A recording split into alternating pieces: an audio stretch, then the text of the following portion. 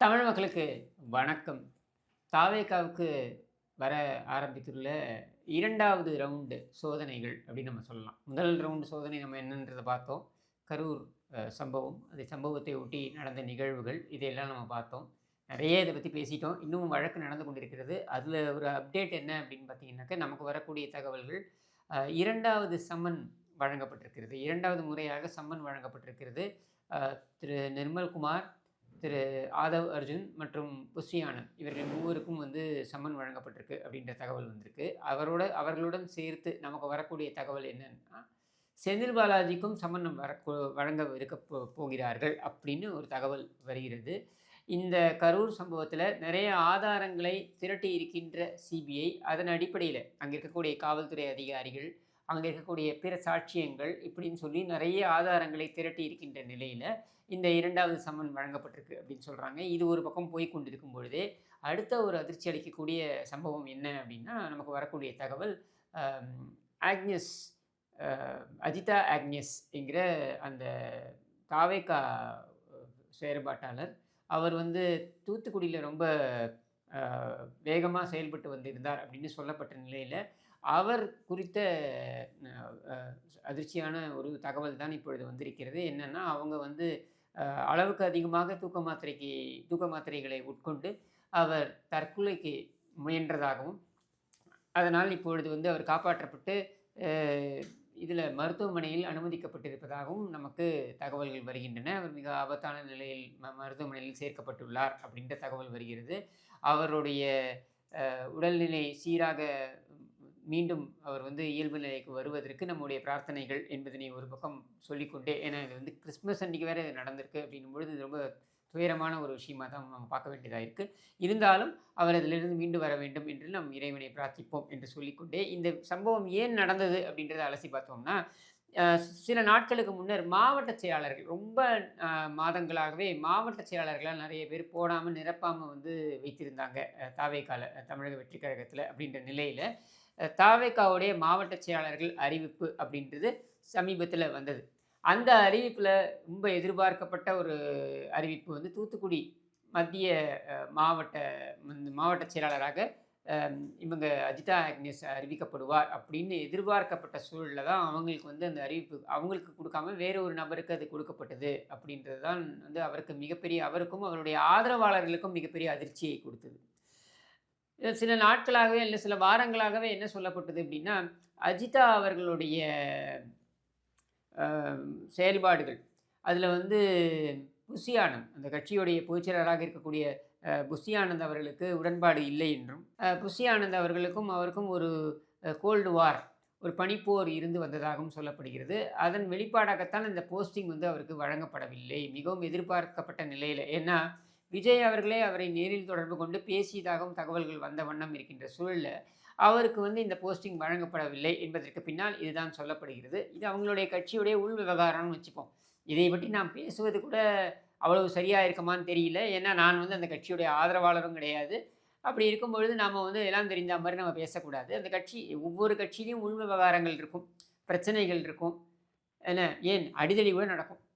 அது மாரி நடக்காத கட்சியே கிடையாது. இன்னும் சொல்ல வேண்டுமென்றால், ஒரு கட்சி உத்வேகமாக இருக்கிறது அப்படின்றதுக்கு அடையாளமாகவே என்ன சொல்லுவாங்கன்னா, இந்த மாதிரியான சர்ச்சைகள், கருத்து வேறுபாடுகள், கருத்து பரிமாற்றங்கள் இதையெல்லாம் தான் அந்த கட்சி உயிர்ப்புடன் இருக்கிறது அப்படின்றதுக்கு ஒரு அடையாளமா சொல்லுவாங்க. இப்போ ஒரு கட்சி செயல்படவே இல்லைன்னு வச்சுக்கோங்களேன். ஒரு லெட்டர் பேட் கட்சியா இருக்குன்னு வைங்க. எந்த செயல்பாடும் இல்ல. அப்படின்னா சத்தமே இருக்காது. ஆங்கிலத்தில ஒரு சொல்லாடல் உண்டு. ஸ்டாக்னன்ட் வாட்டர் ஸ்டிங்க்ஸ் அப்படின்ட்டு. அதாவது தேங்கி நிற்கும் தண்ணீர் நாற்றம் அடிக்கும் அப்படின்னு சொல்லிட்டு. அப்போ ஓடுகிற நீர்ல உங்களுக்கு எப்பவுமே ஒரு சலசலப்பு இருந்துகிட்டே இருக்கும். அந்த மாதிரியான ஒரு சலசலப்பாகத்தான் இதை பார்க்க வேண்டும் என்று சொன்னாலும் கூட, இதை எப்படி அந்த கட்சி கையாண்டிருக்கலாம்? ஏன் இதை நாம் சொல்ல வேண்டிய நிலைக்கு தள்ளப்படுறோம்னா, இது எல்லாமே பொதுவில் நடக்குது.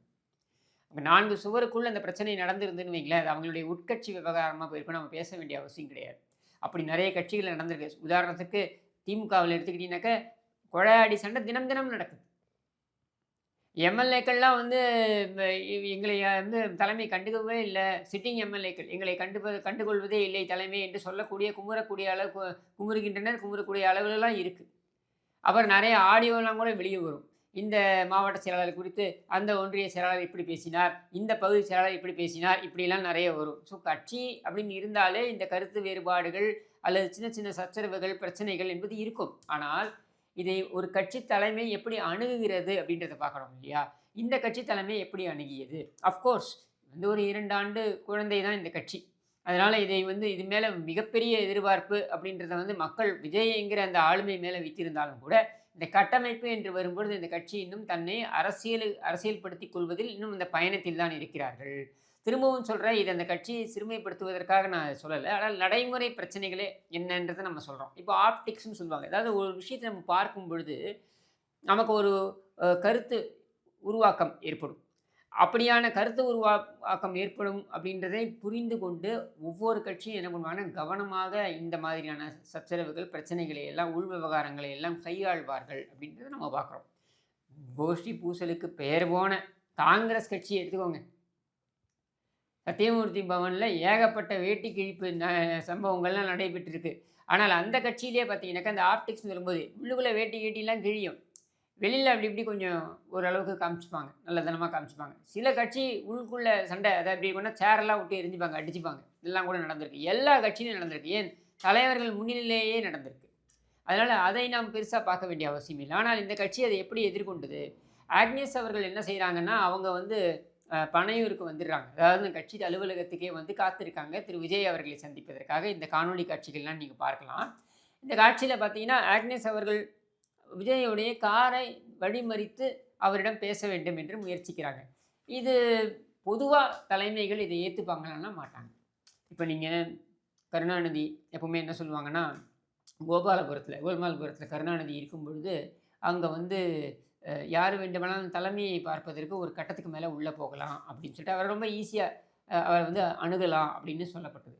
போயஸ் தோட்டம் எடுத்துக்கிட்டிங்கனாக்கா, அவங்க அங்கேருந்து வெளியில் கிளம்பி செக்ரட்டேரியட் போகிறாங்க, இல்லை வேறு எங்கேயாவது வெளியில் கிளம்பி போகிறாங்கன்னா, அந்த போயஸ் தோட்டம் சாலை முழுக்க பார்த்தீங்கன்னாக்கா அந்த நபர்கள் வந்து தொண்டர்கள்லாம் காத்திருப்பாங்க. அப்போ அம்மாவுடைய கவனம் நம் மீது வர வேண்டும் அப்படின்றதுக்காக வேண்டி அங்கே காத்திருப்பாங்க. சில சமயம் அம்மாவே கூப்பிட்டு பேசுவாங்க, ஏன் நிற்கிறீங்க, என்ன பிரச்சனை அப்படின்ட்டு. நிறைய இடங்களில் பார்த்தீங்கன்னா அவங்களுடைய சாலை போகிறாங்க இல்லையா, இங்கேருந்து அதாவது போயஸ் தோட்டத்திலேருந்து செக்ரட்டேரியட் போகிறாங்கன்னு வைங்க, அந்த முக்கியமான சிக்னல்ஸ் இருக்கிற இடத்துல வந்து பார்த்திங்கன்னா காத்திருப்பாங்க. அப்போவே கூப்பிட்டு கேட்பாங்க, ஏன் இந்த மாதிரி நிற்கிறீங்க, நான் அடிக்கடி பார்க்குறேன் உங்களை, என்ன உங்களுக்கு ஏதாவது பிரச்சனையா அப்படின்னு கேட்பாங்க. இந்த மாதிரிலாம் வந்து கவனத்தை ஈர்ப்பதற்கு வழிமுறைகளை பின்பற்றுவாங்க. அப்போ அதில் ஒரு வழிமுறையாக இதை வைத்து கொண்டாலும் கூட, இதை ஒரு தலைமையை ரசிக்குமா என்றால், ஒரு காரை நீங்கள் வழிமறிக்கிறீங்க. அதாவது எந்த தலைமையுமே நம்ம நாட்டே எடுத்துப்போமே, ஜனநாயக ரீதியாகத்தான் எல்லா கட்சியுமே செயல்படுகிறது அல்லது செயல்பட வேண்டும் அப்படின்னு நம்ம ஒரு எதிர்பார்ப்பை வைத்தாலும் கூட, அந்த ஜனநாயகம் அப்படின்றதுக்கு ஒரு லிமிட் எல்லா கட்சியுமே வச்சுருப்பாங்க. அப்போ தலைமை கிட்ட நம்ம எப்படி போய் அணுகலாம், தலைமையிட்ட எப்படி பேசலாம்னு இருக்கு இல்லையா, அதில் வந்து நீங்கள் எதை வேண்டுமானாலும் செய்ய முடியும் அப்படின்னு இருந்தால் அந்த தலைமையை எதை ரசிக்க மாட்டாங்க. இது எல்லா கட்சிக்கும் பொருந்தும்.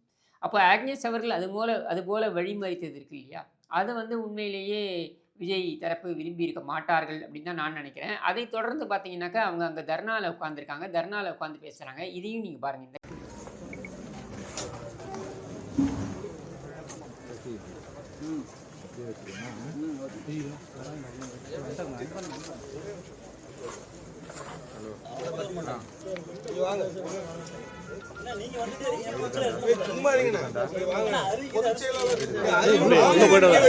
ஒருத்தர் வந்திருக்காரு.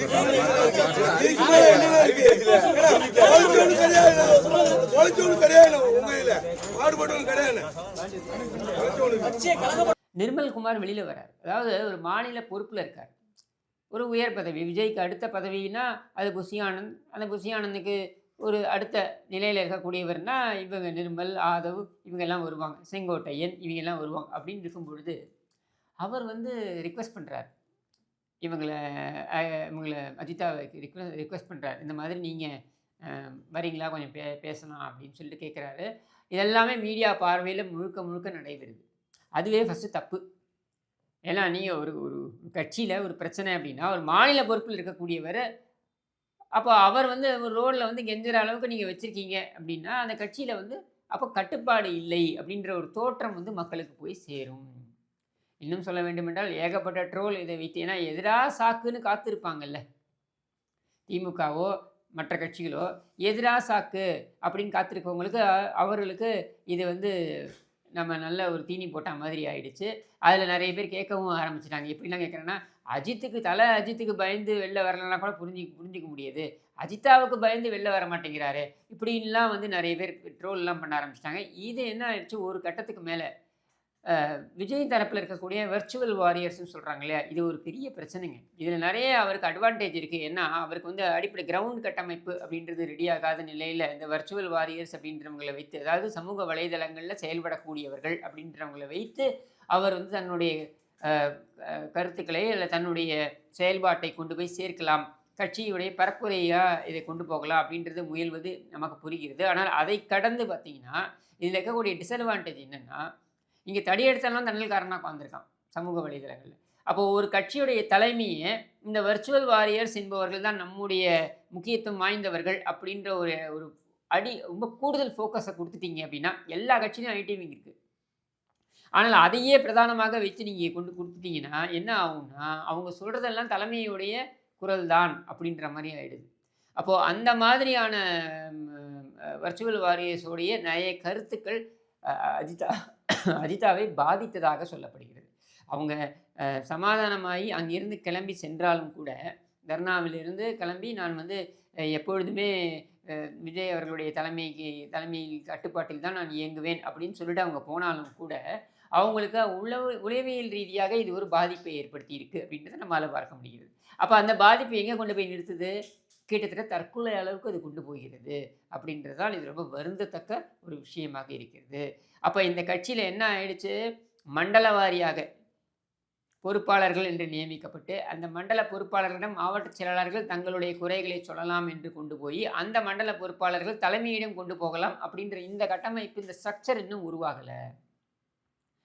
அப்ப இந்த உருவாகாத காரணத்தினால என்ன ஆவுது, இங்க ஒரு டிஸ்கனெக்ட் இருக்கு.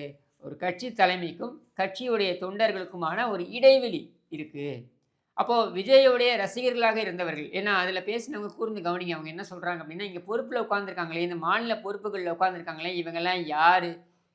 நாங்கள்லாம் வந்து பல ஆண்டுகளா நாங்க விஜயோட பயணிக்கிறோம் அப்படின்னு சொல்றாங்க. அதாவது நீங்க நிர்மல் குமாரா இருக்கட்டும், ஆதவ் அர்ஜுனா இருக்கட்டும், அதாவது புஷி ஆனந்த் தவிர அருண் ராஜா இருக்கட்டும், அல்லது அந்த வ இவரு ராஜ்மோகனா இருக்கட்டும், இவங்க எல்லாருமே பார்த்தீங்கன்னா, வெளியிலேருந்து வந்து இந்த கட்சியின் முக்கிய பொறுப்பை பெற்றிருக்கக்கூடியவர்கள். அதில இவர்கள் எல்லாம் வந்து அரசியலுக்கும் கூட பார்த்தீங்கன்னாக்க, ரொம்ப சமீப ஆண்டுகளாகத்தான் அரசியலில் பயணிக்கக்கூடியவர்கள். அப்படி இருக்கும் பொழுது, இவர்கள்ட்ட நீங்க வந்து ஒரு மிகப்பெரிய ஒரு பொறுப்பு, அதாவது ஆட்சிக்கு வர வேண்டும் என்று நினைக்கக்கூடிய ஒரு கட்சி. தாங்கள் தான் பிரதான கட்சி என்று மார்தட்டிக் கொள்ளும் ஒரு கட்சி. அதோடைய முக்கியமான நபர்கள் அப்படின்னு பார்த்தீங்கன்னா, இவங்கெல்லாம் வந்து அனுபவம் அப்படின்னு வரும்பொழுது, இந்த இடத்துல வந்து ஏதோ லேக்கிங் இருக்கு. அப்ப என்ன ஆவுது? ஒரு தலைமைக்கு கீழ இருக்கக்கூடிய இந்த நபர்கள், இவர்களுக்கும் தொண்டர்கள் அப்படின்னு இருக்கக்கூடியவர்கள்ல முக்கால்வாசி பேர் பார்த்தீங்கன்னாக்கா, விஜயோடைய அபிமானிகள், விஜயோடைய ரசிகர்கள். அப்ப அவங்களுக்கும் அதற்குமான அந்த ஒரு கனெக்ட் இருக்கு பாருங்க. அது மிஸ் ஆவுது. அப்போ புஷி ஆனந்த்ங்கிற ஒரு தனி நபரை தவிர்த்து, மற்ற எல்லோருமே வெளியிலிருந்து வந்தவர்கள் அப்படின்னு தான் பார்க்கப்படுவார்கள்.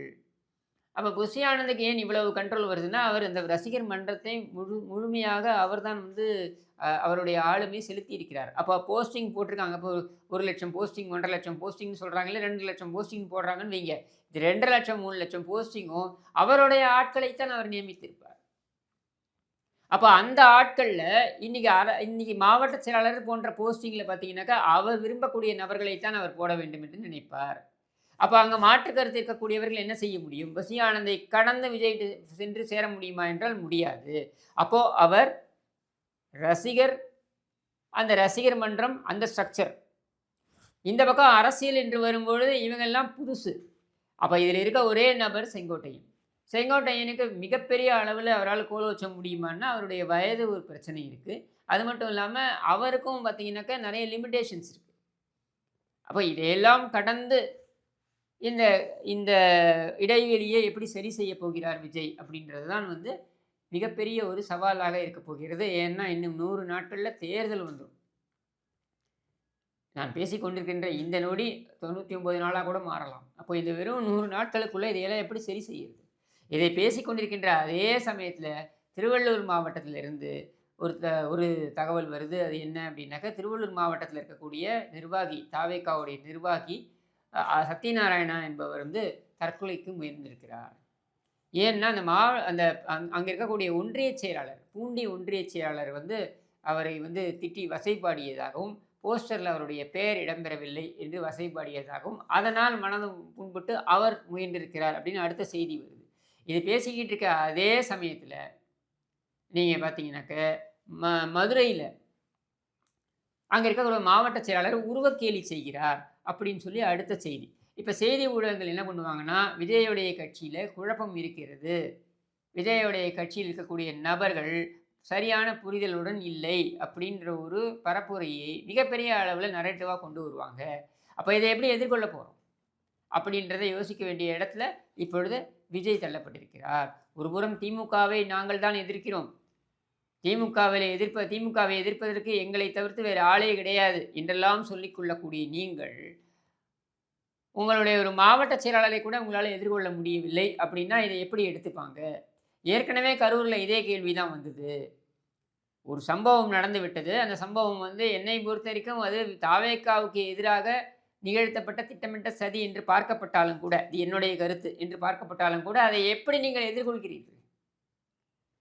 அந்த இடத்துல நீங்கள் எப்படி எதிர்கொள்கிறீர்கள் என்றதிலிருந்து தான் உங்களுடைய மதிப்பீடு இருக்கும். அப்போது அந்த இடத்துல இன்னும் சரியாக பண்ணியிருக்கலாமோ, இன்னும் சரியாக செஞ்சுருக்கலாமோ.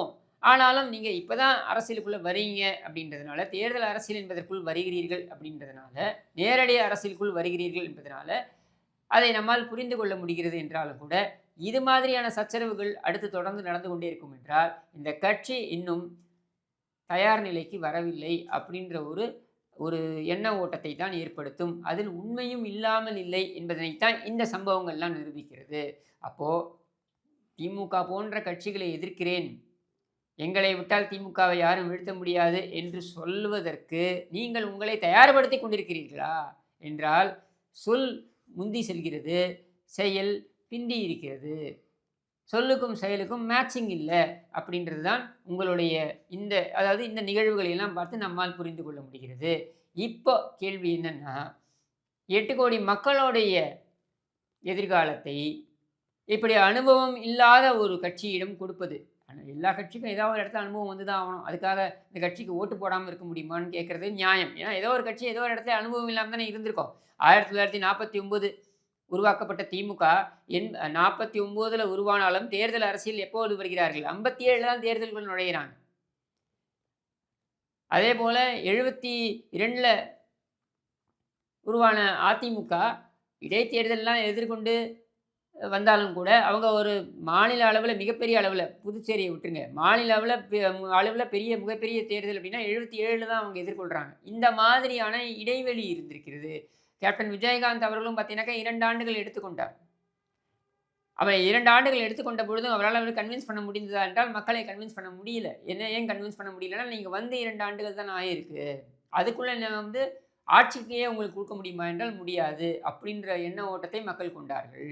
இதெல்லாம் எதுக்கு நான் சொல்கிறேன்னா, இங்கே நீங்கள் வைத்திருக்கின்ற இலக்கு என்பது மிகப்பெரியது. அந்த இலக்குக்கான தயாரிப்பு அப்படின்றது எங்கே இருக்கிறீர்கள் அப்படின்னா, அதில் 10% கூட இல்லை என்பது தான் இந்த நிகழ்வுகள்லாம் நமக்கு உணர்த்துகிறது என்பதனை கூறி, இது குறித்து சுய பரிசோதனை செய்ய வேண்டியது தாவேகாவினர் தான்.